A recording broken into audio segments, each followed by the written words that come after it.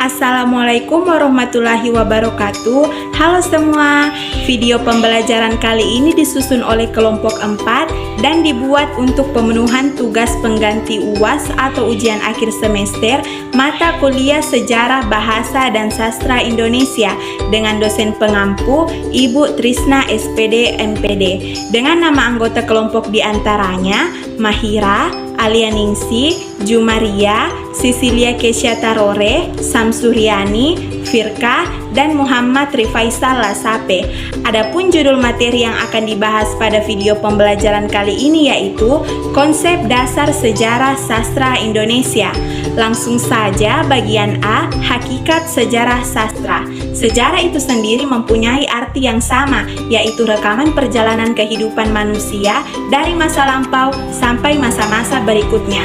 Sejarah dapat disamakan dengan rekonstruksi atau penyusunan kembali, yang berarti peristiwa-peristiwa yang sudah lampau berdasarkan data dan fakta yang sah menurut versi tertentu, bergantung pada siapa yang menulis sejarah itu. Adapun pengertian karya sastra adalah karya tulis yang artistik, indah dalam isi dan ungkapannya, serta memiliki keunggulan dibandingkan dengan tulisan lain. Jadi, dapat disimpulkan pengertian sejarah sastra adalah bagian dari kajian ilmu sastra yang mempelajari tentang perkembangan karya sastra sejak awal pertumbuhannya sampai perkembangan sekarang, dengan segala persoalan yang melingkupinya. Pentingnya sejarah sastra dalam mata kuliah Sejarah Sastra Indonesia yaitu: yang pertama, fakta menunjukkan bahwa sastra Indonesia berkembang sejak puluhan tahun yang lalu. Yang kedua, sejarah dapat untuk mengenal identitas objek.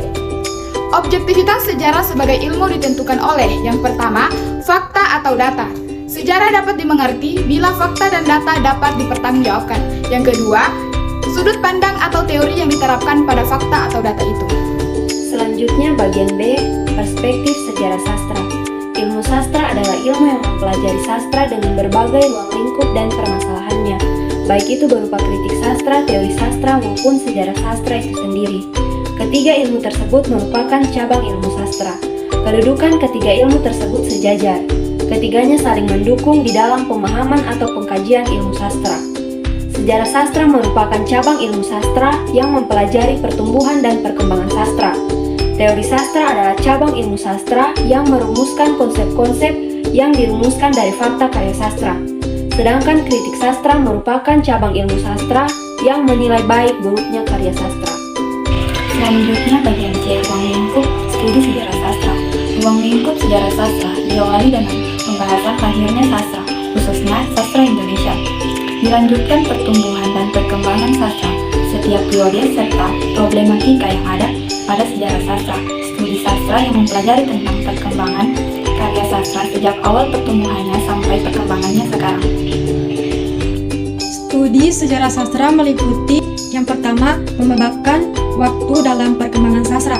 Yang kedua, perkembangan suatu genre sastra atau jenis sastra, prosa, puisi, dan drama. Yang ketiga, latar belakang munculnya angkatan. Dan yang keempat, peristiwa, budaya, dan problematikanya. Kemudian D, ruang lingkup sastra Indonesia. Sastra Indonesia adalah sastra yang ditulis dalam bahasa Indonesia. Apabila dilihat dari pengertian wilayah, semua sastra yang ada di Indonesia dapat disebut dengan sastra Indonesia. Sastra Indonesia meliputi satu sastra daerah. Sastra daerah adalah sastra yang aslinya ditulis dalam bahasa daerah. Bila dilihat dari segi geografinya, Indonesia mempunyai banyak sastra daerah. Indonesia terdiri dari beribu-ribu pulau yang masing-masing mempunyai daerah dan bahasa sendiri-sendiri. Contohnya sastra Jawa, Sunda, Bugis, Bali, Aceh, dan Dayak. Dua, sastra klasik. Sastra klasik adalah sastra yang berkembang sebelum bertemuan dengan kebudayaan barat dan belum mendapat pengaruh dari kebudayaan barat. Sebelum tahun 1900-an, klasik mengandung pengertian agung atau belum dipengaruhi. Tiga, sastra modern. Sastra modern adalah sastra yang berkembang setelah adanya pertemuan dengan budaya barat dan mendapat pengaruhnya setelah tahun 1900-an. Hal ini terjadi karena sastra Melayu sudah berubah menjadi sastra Indonesia melalui bahasanya. Baik, itulah video pembelajaran dari kelompok kami. Terima kasih telah menyaksikan.